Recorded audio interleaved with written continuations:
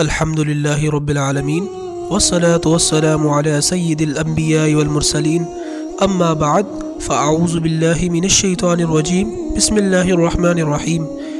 میرے عزیز بھائیوں اور بہنوں، آج میں ایک ایسے موضوع پر بات کرنے آیا ہوں جو ہماری دنیا اور آخرت دونوں کو بدل سکتا ہے، اور وہ ہے نماز۔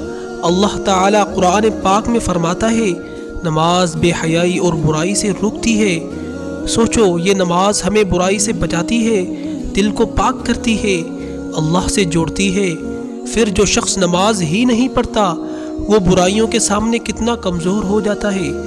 رسول اللہ صلی اللہ علیہ وسلم نے فرمایا، آدمی اور کفر کے درمیان فرق صرف نماز ہے، یعنی نماز چھوڑ دینا ایمان کی جڑ کو کاٹ دینا ہے۔ میرے بھائی، ذرا قبر کا اندھیرا یاد کر، حشر کا میدان یاد کر۔ جب رب پوچھے گا، میرے بندے، میں نے تجھ کو زندگی دی، صحت دی، پھر تم میرے سامنے 5 وقت کیوں نہ آیا؟ نماز ہماری بخشش کا پہلا دروازہ ہے۔